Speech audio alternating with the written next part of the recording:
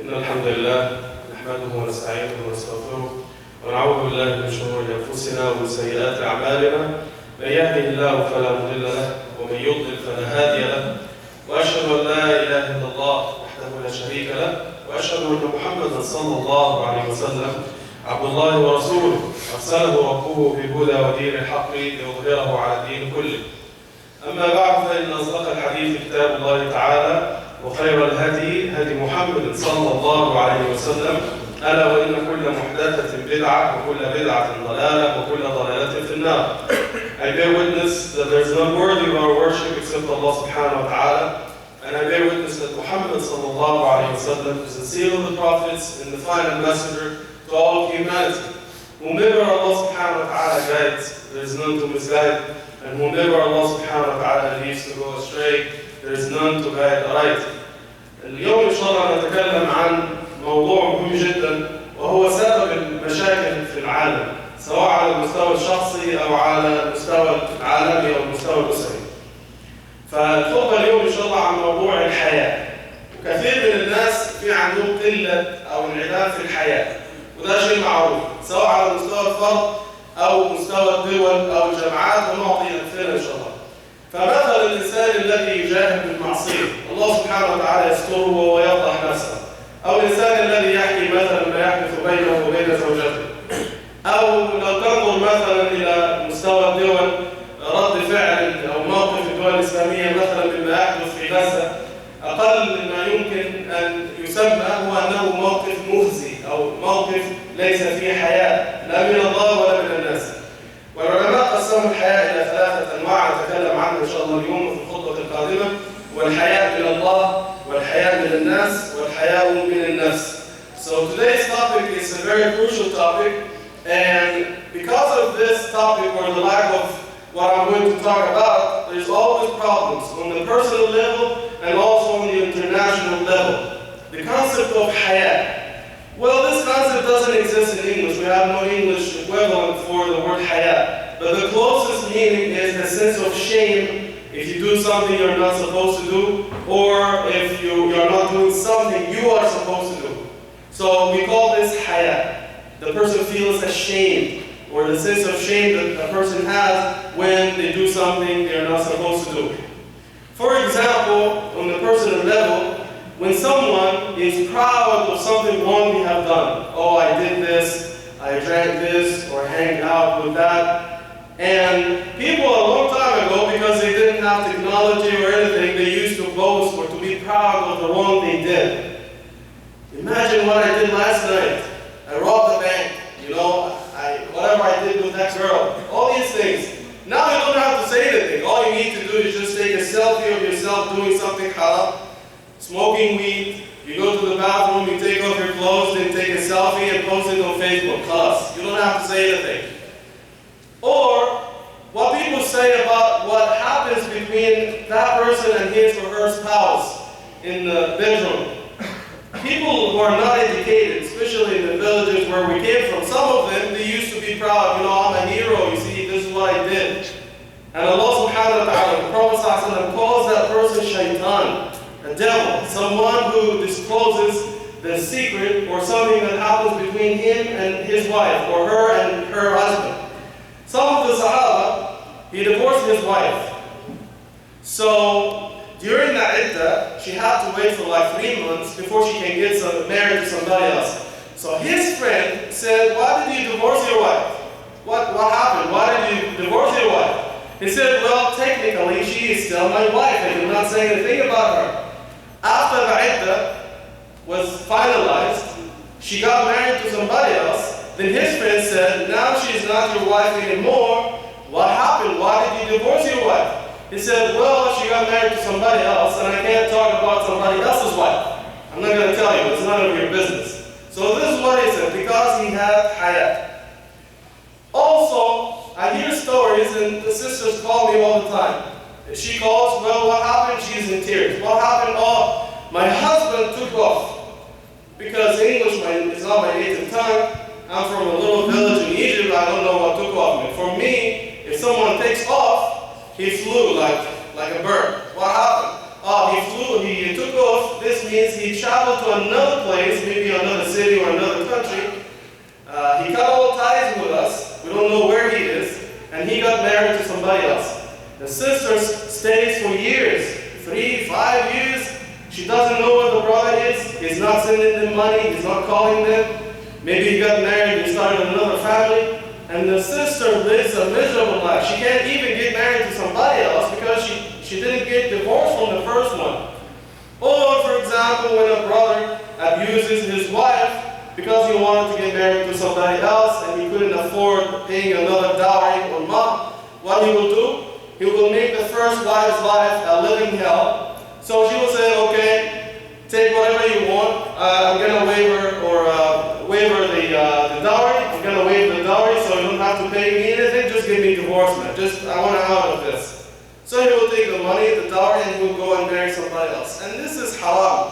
Allah subhanahu wa ta'ala calls this haram in Surah Al-Baqarah. When you read the verses about divorce in the Quran, there is no dignity in this. You abuse your wife just to go and get married to somebody else. وإن أردتم استبدال زوج في سورة النساء مكان زوج وآتيتم إحداهن قنطار فلا تأخذوا منه شيئا يعني لا تأخذوه كي تتزوجوا امرأة أخرى. Also, this is mentioned in Surah Nisa, Surah number 4, the women, where Allah subhanahu wa ta'ala speaks about divorce. He said, if you plan to divorce the first one and get married to another one, don't take anything from the first one because there's no dignity in this. Or, for example, when someone comes to Salatul Janazah, because their friend passed away, they stand outside and whatever, and they don't come to Salah. Why? I mean, you have to keep in your mind that one day you will come to this masjid and people pray Janazah for you. Will you be happy when people come and half of them stay outside and they don't even pray for you? What is this? Or when someone comes to the Salah and their pants are falling down and you pray behind them and have to close your eyes in Salah so you don't see anything. You stand behind them and when they make ruku, you cover your face, oh my God, I can't look.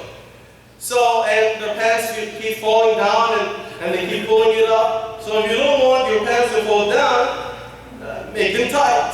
That's all you need to do. You don't have to be a genius to figure this out. And so on and so forth. The examples are so many. Phones ringing all the time in Salah, no matter how many times you keep reminding the people, oh please, turn off your phone or put it on silent before Salah. They don't care. And some of them have for sure in their heart, for sure, the Salah when the phone goes off, they can't even reach to the phone to turn it off. Okay? Because if I put my hand inside, I'm gonna invalidate my Salah. My Salah is not accepted.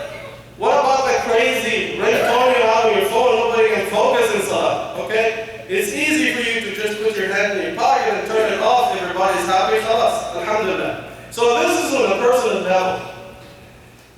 On international level, you see the reaction or the stance of Muslim countries regarding what is going on in, say, Gaza or Syria or Iraq and many other countries. The least we can say about that stance is that it is shameful. Compare this reaction or stance to Latin American countries like Argentina, Brazil, Venezuela. They're condemning what is going on. They're kicking out ambassadors and all these things. They are walking in protests against the brutality, the Israeli brutality against the Palestinians. They are saying something. They're doing something. So much so that I sometimes feel like, wallahi, it would be better for Palestinians to join Latin America, for Gaza to become or Palestine to become a Latin American country, because they care more about them than Muslims care about Gaza and Palestine. Seriously. Oh, they're going to call me pro-Hamas. Well, I'm not talking about politics here. I'm talking from a humanitarian point of view. If you stand out, and if you stand out and speak out against the butchering of innocent children and women in Gaza, this is not going to make you pro-Hamas. It will only make you human. That's it. Okay? So Muslim countries, they have to stand out and say something. And just follow the example of Latin America, the countries we call kuffar, but they care more about the bloodshed in Muslim countries. Wallahi, I care about bloodshed everywhere. Whenever I hear about a hurricane in America, for example, and you hear about the war that was going on in Iraq and Afghanistan and other countries, and there's killing in these countries, countries and bloodshed, but when I hear of a hurricane or a flood in America, I always pray, Ya Allah, save all people from that flood. Muslims, Buddhists, Hindus, Jews. Because for me, the life of a human being, whether this person is Muslim, a Hindu, or a Jewish, or a Christian, is so precious. The human life is so precious. In the Quran you read this, whoever saves a human life is equal to saving humanity. And whoever takes a human life is like taking the lives of all humanity. This is what the Quran teaches. Now, in the next few minutes, we'll talk about the meaning of Hayaa. Hayaa basically means the sense of shame, as we said at the beginning, that you have from Allah subhanahu wa ta'ala. Hayaa is one of the qualities of Allah subhanahu wa ta'ala. There's a hadith في صحيح الترمذي يقول النبي صلى الله عليه وسلم إن الله تعالى يستحي من عبده أن يرفع إليه يديه ثم يردهما صفرا يعني فارغتين. So the Prophet ﷺ says in Sahih al-Tirmidhi that Allah subhanahu wa ta'ala has this quality of shame, Hayaa, from his servant. When his servant raises his hands to Allah asking for something, Allah subhanahu wa ta'ala will feel or will have Hayaa to turn your hands back or to turn you back empty-handed. So Allah subhanahu wa ta'ala has Hayaa, so he'll always come back with something because he is Halim. Also in another hadith, رواه الإمام أحمد في كتابه الزهد والحديث تكلموا فيه. فيقول النبي صلى الله عليه وسلم إن الله تعالى يستحيي من ذي الشيبة في الإسلام أن يعذبه. يعني الإنسان إذا شاب شعره في الإسلام فإن الله يستحيي منه أن يعذبه. قالوا ثم بكى النبي صلى الله عليه وسلم فقالوا ما يبكيك يا رسول الله؟ قال إني أبكي ممن يستحي الله منه وهو لا يستحي من الله. الإنسان الكبير الشيخ اللي هو الختيار اللي ليس عنده حياء من الله والله يستحي منه. So in this hadith, which was narrated by Imam Ahmad in his book Az-Zuhd, and some of the ulama questioned the authenticity of this hadith, but the meaning is acceptable. So they say in this hadith, the Prophet said to the Sahaba one day that Allah subhanahu wa ta'ala has Hayaa. He feels ashamed to punish someone who grows old in Islam. His hair grays gray in Islam. So Allah subhanahu wa ta'ala has Hayaa from him, so he doesn't punish them. Then the Prophet cried, according to the hadith, and the Sahaba said, why are you crying? So he said, I'm crying because Allah has Hayaa from someone, the old person, and that person does not have Hayaa from Allah. So this is why the Prophet cried. In Nabi sallallahu alayhi wa sallam, من صفات الحياء. الحديث من البخاري كان رسول الله صلى الله عليه وسلم أشد حياء من العذراء في خدرها. The Prophet صلى الله عليه وسلم was more shy than a virgin. This is what the hadith says in Bukhari. Also, من صفات موسى عليه السلام الحياء. So Musa عليه السلام had these qualities. Whenever he took a shower in a lake or a pond with his friends, he never took off his clothes. Everybody else, they just stripped naked and they jumped in the lake. So much so that his friends actually said, well, he must be a leper, abras, because he's not taking off his clothes. There must be something wrong with him. But Allah subhanahu wa ta'ala clarified his name. لا تكونوا كالذين آذوا موسى فبرأه الله مما قالوا وكان عند الله وجيها. This is one of the tafsir of the ayah. Fatima radiallahu anha, the daughter of the Prophet ﷺ, had Hayaa. When she was dying, she spoke to Asma bint Umays, who was the wife of Abu Bakr radiallahu anhu. Then she became the wife of Ali ibn Abi Talib radiallahu anhu. So Fatima radiallahu anha says, I'm ashamed I have Hayaa because when I die and they are going to carry me on the khashaba, that flat board, they didn't have caskets back then, it was only a flat board, khashaba musata'a. So if they put me on that board, people are going to see the shape of my body, so I feel ashamed. So Asma radiallahu anha said, well, I saw something in Habasha in Ethiopia, they put sides to that flat board so nobody can see from the sides. And she prepared one and she showed it to Fatima radiallahu anha. She said, يعني سترك الله في الآخرة كما سترتني أو سترتيني في الدنيا. So she made dua for her and she said, may Allah subhanahu wa ta'ala cover and honor you in the next life, just like you covered and honored me in this life. The ulama say there are three types of Hayaa. Hayaa from Allah, when you do something that you know that Allah is watching you, and you have that sense of shame after you do it, so it makes you go back to Allah and make tawbah. The second one, when you do something and people see you, and you feel ashamed, now your reputation is at stake, you're afraid that people say things about you, then you don't do it. This is Hayaa from an-nas. The second or the third type is Hayaa from yourself. When you do something that doesn't suit you. Like say for example a brother with a thobe or a miswak and long beard is walking in the street and he's smoking cigarettes and he's flirting with women. Well, it doesn't suit the person because of who he is.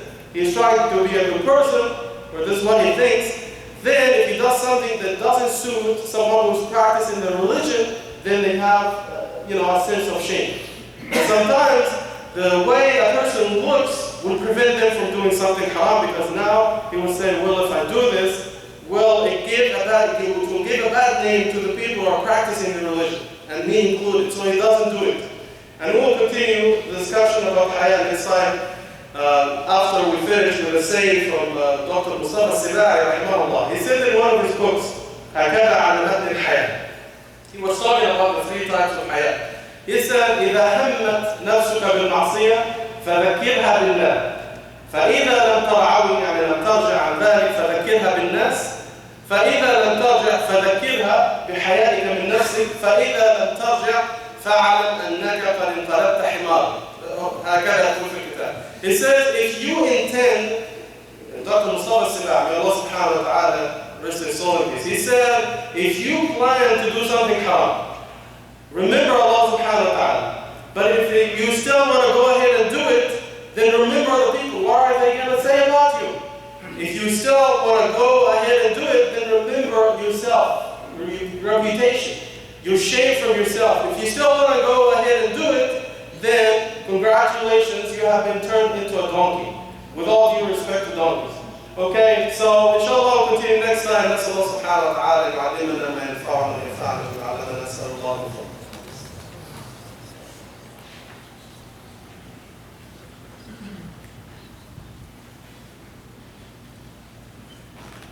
الحمد لله رب العالمين، واشهد ان لا اله الا الله وحده لا شريك له، واشهد ان محمدا عبده ورسوله ارسله ربه رحمه للعالمين. I mentioned this in a talk a few days ago that one of the brothers saw a sign in front of one of the churches in the area, and the sign says, well, dialogue between Muslims and Christians, or dialogue, or Islamic Christianity, let's talk. So where I went was on Sunday. I stayed there for an hour and I listened to the lecture by the priest. And it was not actually a dialogue. When you hear Islamic Christianity, let's talk, you feel like it's a dialogue. Two people are talking to each other. So I decided to go, but it was actually a monologue because the priest gave the lecture and he didn't allow people to interact or say anything. At the beginning, he said a couple of good things, which I gave him credit for. And I went with Brother Abu Isa, and we sat there together. So the first thing he says, don't believe everything that the media says about Muslims. Muslims are not as bad as you think they are. And he mentioned the pamphlet, and he mentioned the fact that some people have accepted Islam after they received the pamphlet. Then he said, because Muslims are human beings like us, we need to be good to them. You have to treat them nicely. And the reason was, he said, well, if you treat them nicely, it will be easy to give them da'wah and to convert them. Well, every one of us, whether we're Muslim or Buddhist or Sikh or Christian, everybody wants the whole world to follow their own faith, and there's nothing wrong with this, right? But the problem is when you try to take advantage of people's needs and you approach them and you're nice to them for the wrong reason. Well, we don't accept this. We never pay anyone who is in need of money to convert to Islam. We give them da'wah, they accept it, alhamdulillah. If they don't, it's up to them. Then he concluded by saying that in another 15 or 20 years, the number of Muslims in Canada will triple. Now we have about 1.5 million Muslims. In 2030, we'll have about 7 or 8 million Muslims in Canada. And he says this is enough reason for us to make da'wah to Muslims, because all peoples of the world, they receive da'wah from the church except Muslims. They're not open to da'wah. And he said that the best technique to do is to approach Muslim immigrants who are coming to this country and they don't have anyone to help them, they don't have any place to go, they don't have a place to work. then this is our chance to approach them and give them da'wah. So this is a reminder to all of us to teach ourselves and our families about our own faith and to make da'wah to other people. Whether they accept it or not, it's up to them, but it's an obligation on us to reach out and teach people what Islam teaches or what Islam stands for. If they accept, alhamdulillah. If they don't accept, khalas, it's up to them. وَقُلِ الْحَقُّ مِنْ رَبِّكُمْ فَمَنْ شَاءَ فَلْيُؤْمِنْ وَمَنْ شَاءَ فَلْيَكْفُرْ. The other thing is we need to take care of our Muslim brothers and sisters who are coming from other countries. Some of them don't speak the language, some of them they don't know the culture, some of them don't have a job, some of them don't have a place to stay. So reach out to them, help them, show them the message. Please come and let the Muslim community help you. Show them a place where they can stay or a place where they can work. Especially people who are coming from your own country, it's easy to communicate with them and reach out to them. And at the end, we ask Allah subhanahu wa ta'ala to keep us with as-sirat al-mustaqim and to guide us to what is best in this life and the best in the life to come, and to give us sincerity in everything we say and do. That's Allah subhanahu wa ta'ala ليغفر لنا ذنوبنا وإسرافنا في أمرنا. اللهم اصلح أحوالنا واحسن خاتمتنا يا رب العالمين. اللهم لا تدع لنا في هذا اليوم العظيم ذنبا إلا غفرته، ولا هما إلا فرجته، ولا مريضا إلا شفيته، ولا ميتا إلا رحمته، ولا مظلوما إلا نصرته، ولا ظالما إلا قصمته يا رب العالمين. اللهم ارحم إخواننا المسلمين المستضعفين في غزة وفي فلسطين وفي سوريا وفي العراق وفي ليبيا وفي مصر وفي أفغانستان وفي باكستان وفي كل مكان يوضع فيه المسلمون. وصلى اللهم على سيدنا محمد وعلى آله وصحبه أجمعين وأقم الصلاة.